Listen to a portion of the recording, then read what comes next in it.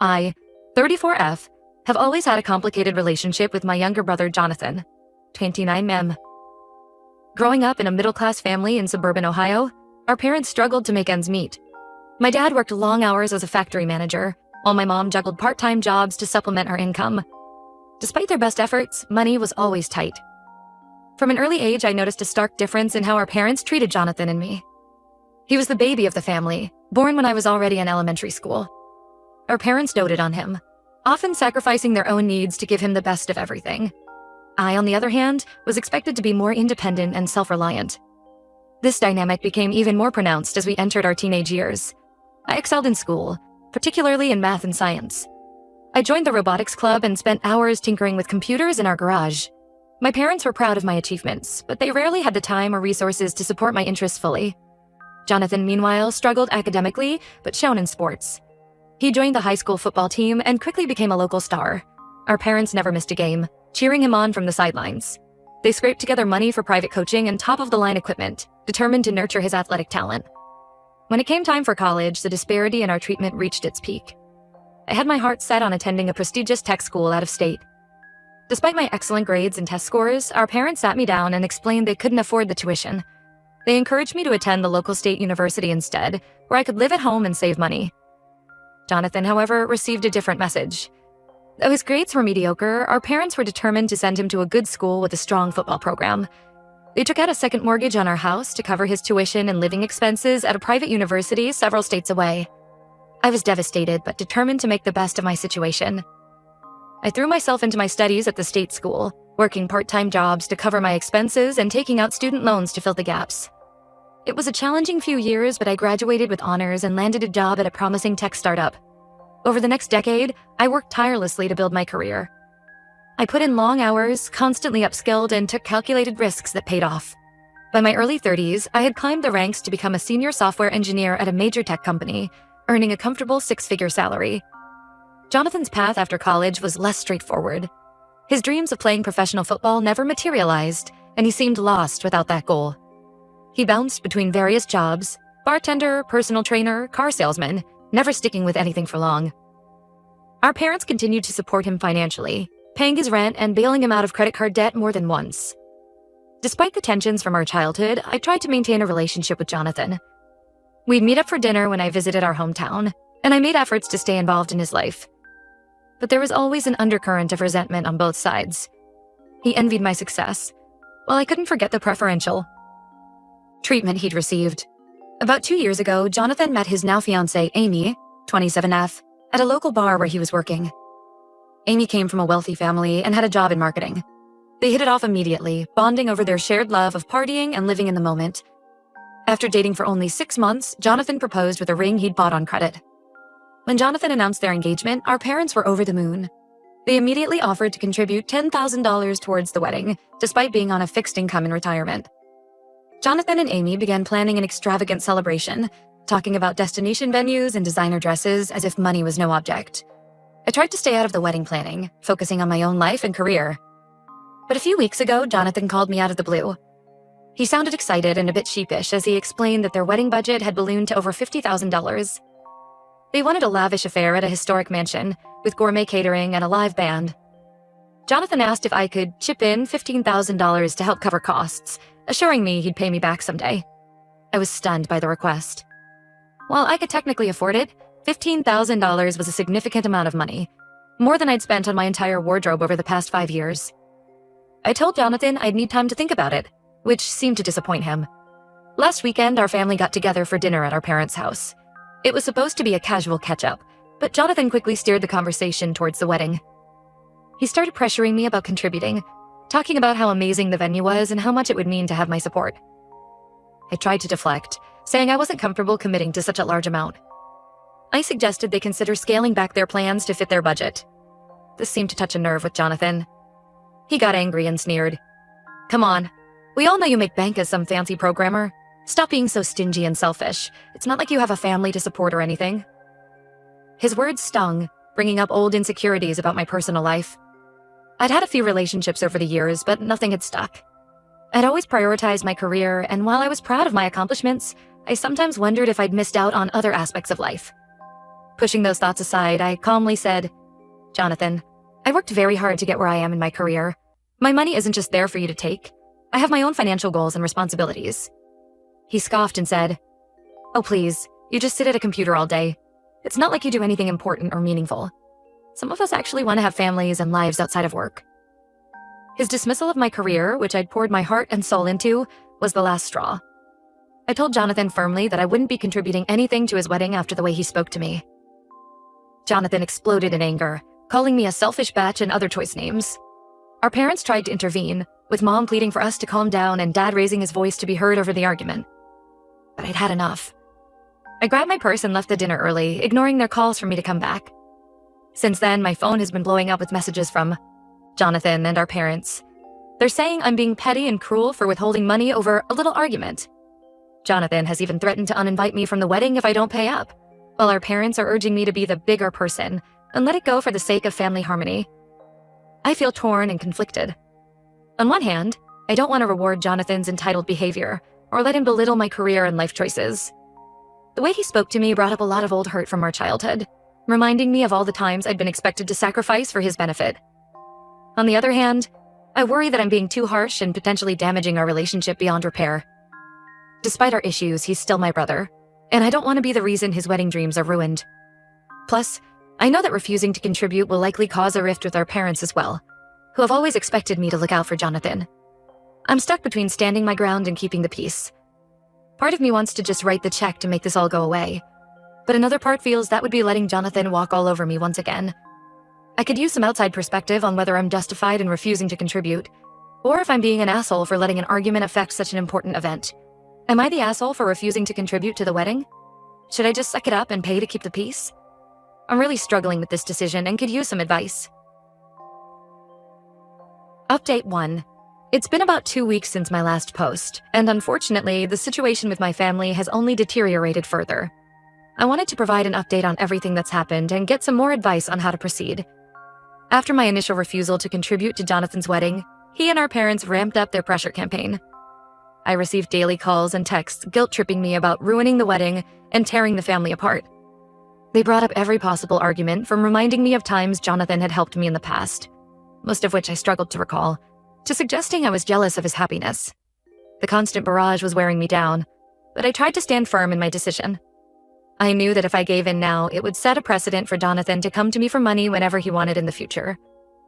Plus, his insulting words about my career still stung, and I felt he owed me an apology before I could even consider helping him. Things escalated when my mom showed up at my apartment unannounced one evening. I had just gotten home from a long day at work and was looking forward to a quiet night in. Instead, I opened the door to find her teary-eyed and pleading. She talked about how she and Dad had always dreamed of seeing both their children happily married, and how much it would mean to them to have a beautiful wedding for Jonathan. She reminded me of all the sacrifices they had made for us growing up, conveniently glossing over the unequal treatment, and how it was our duty as children to bring them joy in their old age. It was a masterclass in emotional manipulation, and I felt my resolve wavering. But then she said something that snapped me back to reality. She mentioned that they were considering taking out a loan against their house to cover the wedding costs if I wouldn't help. The idea of my retired parents going into debt for Jonathan's extravagant wedding plans was the wake-up call I needed. I steeled myself and told my mom that while I understood their desire to give Jonathan a nice wedding, I couldn't be responsible for funding it. I reiterated that $15,000 was a lot of money, and that I had my own financial goals and responsibilities. I also expressed concern about them taking on debt at their age, and gently suggested that perhaps Jonathan and Amy should consider a more modest celebration within their means. My mom didn't take this well. She accused me of being cold-hearted and said she didn't recognize the daughter she had raised. She left my apartment in tears, and I spent the rest of the night feeling guilty and conflicted. The next day, I decided to extend an olive branch. I called Jonathan and offered a compromise. I said that while I couldn't contribute the full $15,000, I would still like to be involved in his big day. I offered to help with some DIY decorations or other non-financial contributions. I thought this was a reasonable way to show my support without compromising my financial boundaries. Jonathan's response shocked me. He coldly informed me that if I wasn't going to pay the full amount, I wasn't welcome at the wedding at all. He claimed my presence would cast a dark cloud over their special day, and that he didn't want to look back on his wedding photos and be reminded of my selfishness. I was stunned into silence. The idea of being excluded from my own brother's wedding over money was heartbreaking. but it also reinforced my belief that Jonathan only saw me as an ATM, not as family he actually wanted to celebrate with. When I relayed this conversation to our parents, hoping they would see how unreasonable Jonathan was being, they surprisingly took his side. They said I should respect the couple's wishes, and that if I really cared about family, I would find a way to contribute the money to make things right. I felt like I was living in an alternate reality where my feelings and boundaries meant nothing in the face of Jonathan's desires. The whole situation was bringing up painful memories from our childhood, reminding me of all the times I'd been expected to sacrifice my own needs or wants for Jonathan's benefit. Things came to a head last weekend at a family gathering. It was my cousin's birthday party, and I decided to attend, hoping that being in a larger family setting might diffuse some of the tension. Jonathan and Amy were there, along with our parents and various aunts, uncles, and cousins. As soon as I arrived, I could feel the frosty atmosphere. Jonathan and Amy were huddled with our parents, shooting glares in my direction. I tried to focus on catching up with other relatives, but the tension was palpable. About an hour into the party, Jonathan confronted me. He accused me of crashing the event when I wasn't part of the family anymore. I tried to speak to him calmly, reminding him that I had as much right to be at a family gathering as he did. But he just got more worked up, his face turning red as he raised his voice. Amy joined in, calling me selfish and accusing me of trying to ruin their wedding out of jealousy. She made snide comments about how I was probably going to die, alone with my computers for company. Our parents stood by, not intervening as Jonathan and Amy verbally attacked me in front of the entire family. The argument escalated until Jonathan shoved me hard, causing me to stumble backward into a table. Our uncle had to physically restrain Jonathan to prevent things from getting worse. I left immediately after that, shaken by how violent the situation had become and hurt that no one, not even our parents, had stepped in to defend me. Since then, I've received a flood of messages from family members. Some, like my cousin whose party it was, are supportive of me. They're appalled at Jonathan's behavior and have reached out to check if I'm okay. But many are still taking his side, saying I provoked him by showing up uninvited, and that I should have known better than to attend a family event after refusing to contribute to the wedding. Most hurtful of all was a call from my parents. Instead of asking if I was all right after being physically assaulted by my brother, they berated me for embarrassing Jonathan in front of Amy's family, some of whom had also been at the gathering.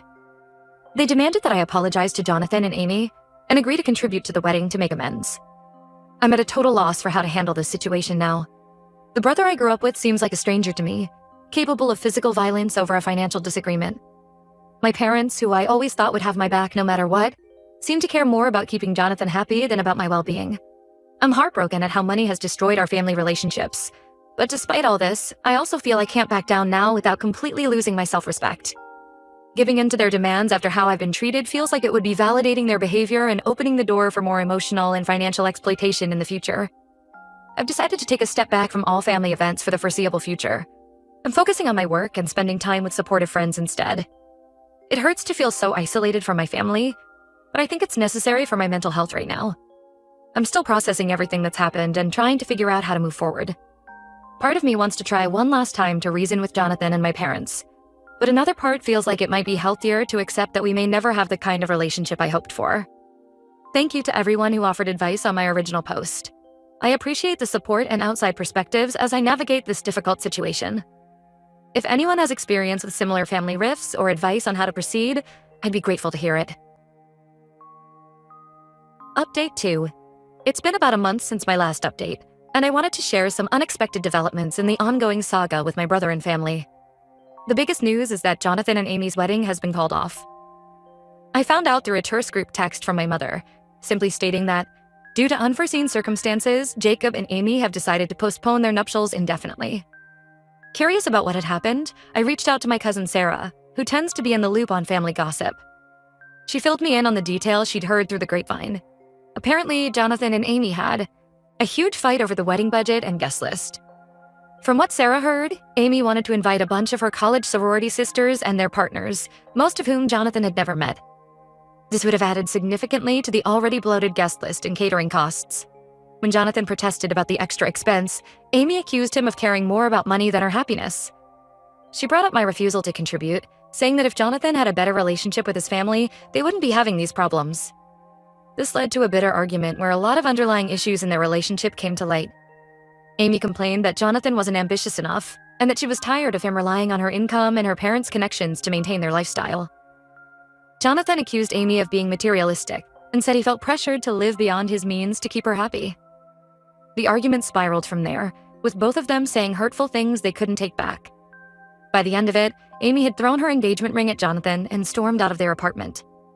While part of me felt a sense of vindication that their over-the-top wedding plans had fallen apart, I also felt bad for Jonathan. Despite our issues, I knew how much he had been looking forward to the wedding and starting this new chapter of his life. I imagined he must be devastated. After mulling it over for a few days, I decided to reach out to Jonathan. I sent a simple text saying I had heard about the broken engagement and that I was sorry things hadn't worked out. I told him that if he needed someone to talk to, I was here. To my surprise, Jonathan actually responded positively. He thanked me for checking in and acknowledged that things had gotten out of hand with the wedding planning. He admitted that the stress of trying to put together such an expensive event had taken a toll on his relationship with Amy. We exchanged a few more messages, and Jonathan suggested we meet up for coffee to talk things through in person. I was hesitant at first, given how our last encounter had ended, but I agreed. We decided to meet at a neutral location, a small cafe halfway between our apartments. I was nervous going into the meeting, unsure of what to expect. But it actually went better than I could have imagined. Jonathan arrived looking tired and subdued, a far cry from the angry, entitled person I'd dealt with at the family gathering.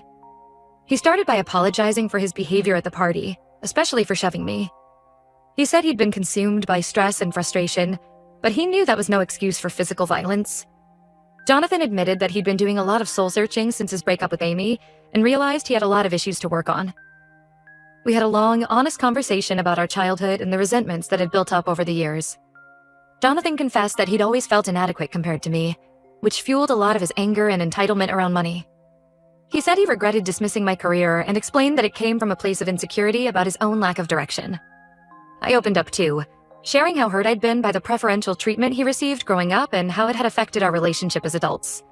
We both shed some tears as we worked through years of pent-up emotions. By the end of our talk, it felt like we'd made real progress in understanding each other. Jonathan asked if we could work on rebuilding our relationship, taking things slowly and communicating more openly. I agreed, feeling cautiously optimistic about the future of our sibling bond. However, things are still strained with our parents. When I told them about meeting up with Jonathan, they seemed more concerned about whether the wedding was back on than about us repairing our relationship. They're upset that I allowed the wedding to be called off by not contributing money. They seem to think that if I had just paid up, everything would have worked out fine. I've tried explaining that the issues between Jonathan and Amy went far beyond just finances, but they don't want to hear it. They're still pushing for me to offer Jonathan money, suggesting that maybe he could win Amy back if he could promise her the lavish wedding she wanted.